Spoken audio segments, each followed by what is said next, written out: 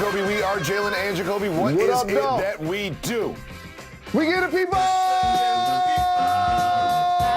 what they want. We have an update on the health of Dak Prescott, and there is a legitimate quarterback competition in New England. But to start the show with Joel Embiid signing a 4-year extension with the Philadelphia 76ers. It comes at the price of $196 million. Jalen, what does this deal mean for the Sixers moving forward?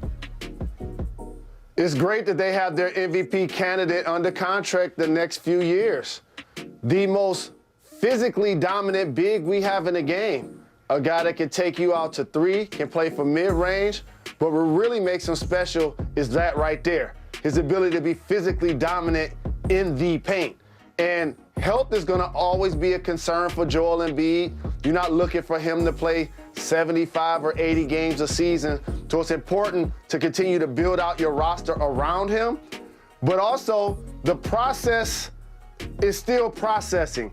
Because I remember a time when they had Sam Hinkie, and they had Brett Brown, they had Joel Embiid, and they had Ben Simmons. Oh wait, now they got Daryl Morey, Doc Rivers, Joel Embiid, and Ben Simmons. In the last couple of years, what I've seen with my two eyes, Toronto Raptors win the East and win the championship. Miami Heat win the East. I saw the Bucks win the East and win the championship. And then you know what else happened in that conference? The Nets got better. They added KD, they added Harden, they added Kyrie. The Miami Heat retooled this offseason. So I don't think the Philadelphia 76ers are going to win the East this year. But obviously, when you have a franchise-level player like Joel Embiid, you happy that he chose to stay. You happy that he's still under contract. But the elephant in the room is what happens with Ben Simmons. That's going to be the next domino for the Philadelphia 76ers. That is everything for this team, is what are you going to get back for Ben Simmons? Ben Simmons might start the season on this team, but he will not finish this season on this team, I believe. And you know that the rumors are that Daryl Morey is just waiting to see what happens with Dame Lillard. And I would say this, if you put Dame Lillard alongside Joel Embiid, you have a much better shot of winning the East than if you have Ben Simmons alongside Joel Embiid. Mr. Rose, why are you so upset? We're not doing that. We're not doing that. We ain't about to. Let me tell you something. If the Philadelphia 76ers, with their roster and their assets, get on the telephone and try to call the Portland Trail Blazers about Dame Lillard, voicemail. And people don't even listen to voicemail these days. You're not getting Dame from Portland to go to Philly. There's a chance you may be able to get C.J. McCollum. Like, Dame's in the same category as Joel Embiid. These are two of the top 8 players in the whole league. I don't see that deal remotely taking place, especially if I'm the Portland Trail Blazers. Well, I think it's very important that the 76ers have Joel Embiid on this extension for 4 more years. However, as you mentioned, with the Nets and what they have, and with the Bucks and what they just did, this is not a top 2 team in the East. They're going to need to get something back in a Simmons deal. They're going to need to retool, re-up in order to get into the top 2 of the Eastern Conference, because I don't see it happening with Ben Simmons or anybody not named Dame Lillard back for Ben Simmons. Jalen Rose, we have an update on one of the most important stories in the NFL, and that is the health of the quarterback of the Dallas Cowboys, Dak Prescott. Here is Mike McCarthy, head coach of the Cowboys, on the latest. There's no urgency from my perspective to see Dak play in Houston. This is more about, we just don't want to create a setback possibility, because his volume of throwing leading up to that point, I mean, he was probably in mid-season form just for the amount of work that he put in over the summer, coming out of the OTAs. So we're just trying to get that volume back to where it belongs. So the official Twitter account said not to worry about it. Mike McCarthy saying not to worry about it. Jalen, why am I so worried about Dak Prescott? If you're the quarterback, you should probably be able to throw the football. That part, because Mike McCarthy said we hope to get his volume back to where it should be. That's the actual concern. Have the Dallas Cowboys played a football game yet where Dak Prescott got hit or tackled or it counted in the standings? No. And they're already managing him as a player. That's not good in a physical sport like football, in particular when it's your quarterback who's returning from an ankle injury last season. Now he's dealing with shoulder soreness. You don't get MRIs unless something really is bothering you. And that's what Dak Prescott did. So this seems like something that's going to be a lingering effect for the entire season with the Dallas Cowboys. Absolutely, and you have to remember this. If his shoulder was 100% healthy, we'd be talking about his ankle. So now he's got an ankle that he's coming back from, and he's got a shoulder, and we're sitting here talking about the volume of throws from the quarterback. You're not hearing that from other quarterbacks. I am very concerned if I'm the Cowboys, especially because, listen, Andy Dalton didn't play great, but he was a better insurance policy than Garrett Gilbert and Ben DiNucci. If we have Ben DiNucci as quarterback for America's team again, we got problems in Dallas. I'm very concerned about this because I saw Garrett Gilbert and Ben DiNucci play in that Hall of Fame game against the Steelers. It didn't look good, and it won't look good for 17 games this regular season unless Dak Prescott can come back and be healthy. Do you expect him to start week 1? I expect him to start week 1. I'm happy he already secured the bag. But for the Cowboys, again, of course you want to manage his health and his shoulder. That's going to be a lingering problem. But they got to get stout play from their offensive line. And Ezekiel Elliott got to run the football better. There still has to be a level of balance to take pressure off of their defense that really struggled these last few years. There's serious fantasy team implications right here, Jalen. There's serious fantasy implications on this Dak Prescott story, which is one of the reasons that we'll be keeping an eye on it. There's also some fantasy implications with New England. There are a few legitimate quarterback competitions in the league, and apparently New England is on that list. Here's what Cam Newton had to say about the starting job for the Patriots. No, you know that. You know he hasn't said that. So for you to just ask the question, you know, it is what it is. So every single day I'm coming out here with the anticipation to just get better, and that's the only thing that I could do. So I can control that.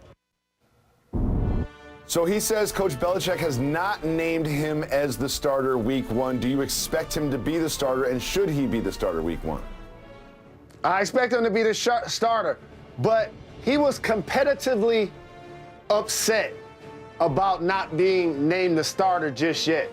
And this goes back to his track record. Like, Cam has always been that dude everywhere he's been. National champion at Auburn, game-changing two-way player in the NFL, led a team to a Super Bowl, won an MVP. Now he's fighting for a job with a top-flight rookie and arguably the greatest coach of all time ain't told him that he's going to be the starter yet. You know he feels some type of way about that. But here's what Belichick did do. They spent a lot of money this offseason. That's one thing they did do. And with Cam Newton's style of play, in particular at the tight end spot, this is going to be a 3 down and a cloud of dust type of thing when Cam Newton is in there, dinking and dunking otherwise, because he's vastly different style than Mac Jones. But to answer your question, yes, I believe he starts week 1.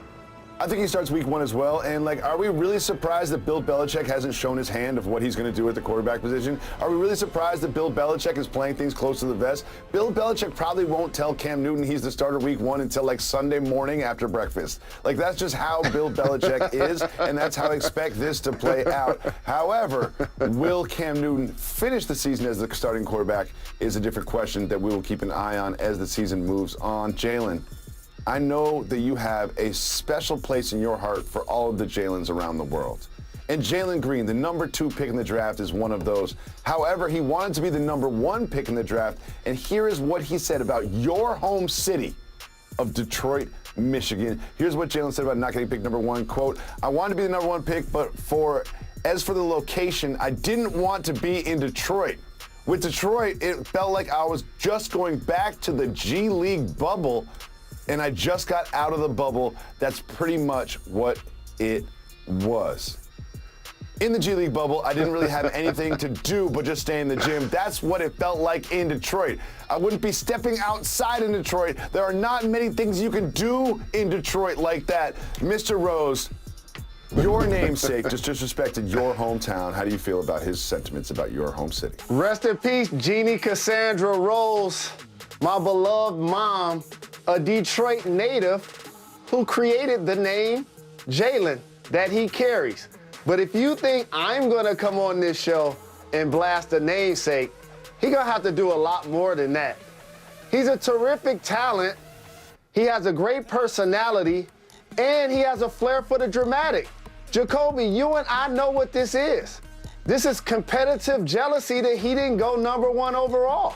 Yep. Going into the draft process, he said out of his mouth that he would love to be a Piston, go #1, and live in Detroit. Well, Detroit took Cade Cunningham. So now he's creating a rivalry with Cade Cunningham, who just so happened to get drafted by Detroit. I don't know how many times he's been there to say that there's nowhere to hang out, but newsflash, there's places to hang out everywhere when you got millions of dollars, ladies and gentlemen. This is just really one of those things when you look back at his career, if he becomes what I believe he could become, because I believe he got all NBA special type of talent. We'll look back at this like we look at MJ or like we look at Kobe, and we'll say he took that slight of not being #1 or not getting chosen to Cade Cunningham as motivation to fuel his fire. That's really all this is. It's not about Detroit. They just so happen to be the team with the #1 overall pick.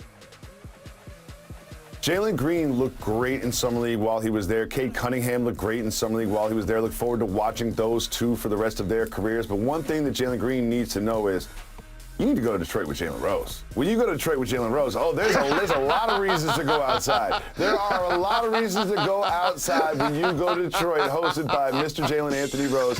Tim Tebow tried to be a tight end. See why they would do this. I can't see why they would do this, Mr. Rose. I thought you was gonna be on your slick Rick. Don't hurt me again. Don't hurt me again. You gonna be all right? I was just telling you yesterday that block was not Anthony Munoz. I was just telling you that. It as a lineman. Or it didn't remind me of like Kellen Winslow Sr. Like it just didn't do that for me. You were the one that was like, oh my God, Tebow cracked back and they got a first down. Play it again. Play it again. Laying the wood, putting the pads into somebody. Look, that looks like a first down and a great block to me. I don't know why you would release this, man. I don't know why you would do that. But you know what that just means he's gonna go to a contender. He's going to go to a contender and get a championship. This isn't the end for Tim Tebow as the tight end. This is just one setback. This is just a setback on the road to glory for Tim Tebow as a tight end in the NFL. Moving on, back to basketball. Marcus Smart of the Celtics has got an extension. He's got 4 more years, $77 million. What do you think about the Celtics' moves this offseason, bringing in Schroeder, having extension on Smart, the development of Pitchard? What do you think about them in the Eastern Conference? So we just saw the Milwaukee Bucks win the championship, and obviously it was because of the dominance of Giannis and the emergence of Chris Middleton on the big stage. But the key factor was adding Drew Holiday, because not only is he a capable three-point shooter, but he's a lockdown defender. And while Marcus Smart isn't as good as Drew, he provides a lot of those things for the Boston Celtics. And as a matter of fact, he's actually their best passer. And you can't just trade him this offseason and not get fair value in return, especially when you're Brad Stevens and you're now the president, you were the coach. And so what happens in these cases, when you fire the coach in theory and he becomes the president, you know what he does? He invests in the players that he liked when he was the head coach. So that's why you're gonna make sure they take care of Marcus Smart. That's why you're going to bring back Al Horford. It doesn't necessarily mean that the Celtics are a contending team in the Eastern Conference, but he is a quality rotation player that I would love to have on my team. An improved three-point shooter, a tough defender, and the heart and soul in a lot of ways of the Boston Celtics. It's interesting. He went from someone who was always talked about in trade rumors to someone who just signed a 4-year extension with the team, and I think that Brad Stevens had a lot to do that, as you pointed out. He also used to share a backcourt with Evan Fournier, who is now with the New York Knicks. So what Evan Fournier did is he took to social media and said he was just looking for a barber in the New York area, and someone said, you know what? A fella named Kevin, he's in Brooklyn. He cut you up in Tokyo. Maybe he can do it again. And I always say you can be mean if you're funny. Evan Fournier responded with, he needs a barber too. Jalen Rose, I always say you can be mean if you're funny. Is this inbounds for Mr. Fournier? Well, the social media KFP king, I like how he did the Arnold Horseshack and he instigated. Like, ooh, ooh, ooh, ooh, ooh. Like, there's a guy in Brooklyn that already sliced you up in the Olympics, and then he teed it up like Sean Kemp from Gary Payton. But here's the deal. Jacoby, you did teach me you can be mean if you're funny, but if you're Evan Fournier, he got to be feeling himself. Like, he scored 28 against Team USA this summer. He just got a big deal with the Knicks.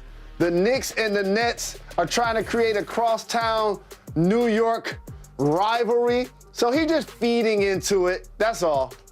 Can I defend my guy Kevin Durant for a second? You've spent so much time and energy on your hairline, and you wear a furry bucket hat on TV if it's not 100% perfect. Kevin Durant don't care. Like, he puts no effort or energy into making his hair look the way it looks. He's like, you know what I'll do? I'll score 35 in the playoffs, and I don't care if I got a little bald spot. That doesn't bother me whatsoever. That's one thing I like about him is he's not holding on to something that ain't there. He's just living his natural hair life, which I appreciate. Shout out to you, Kevin Durant, for having the strength to do so. Easy money sniper. And I got a news flash for everybody. All I do is sit in the chair, dog. I don't do nothing. It looks good. All I do is sit in the chair. Why do we have the hat? That's it. All I do is sit. All I do is sit in the chair. For soft move or boss move? You know what I mean? That's it.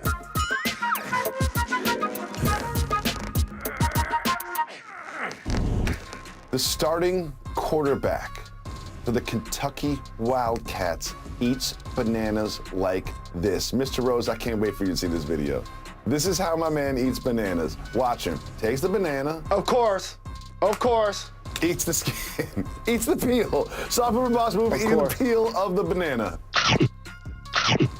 David Jacoby. Not only is this a soft move, we should have made this cultural or regional.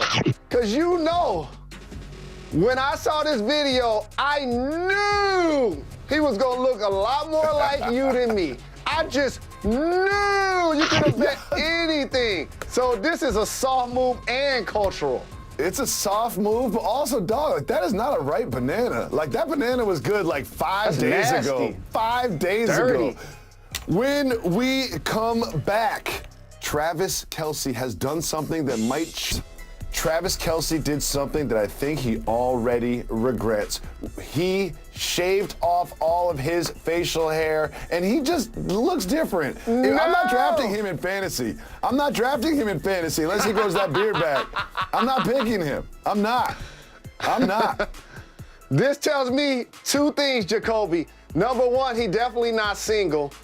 And number two, he don't care about blending in at the barbecue anymore. You have your beard with a little tan, you know what I'm saying? Now all of a sudden, your past gets re-provoked at the barbecue. Travis Kelce, I support being clean shaven. Keep it tight, keep it right. I support you, Travis. He's definitely not single. He gonna grow it back. Definitely not.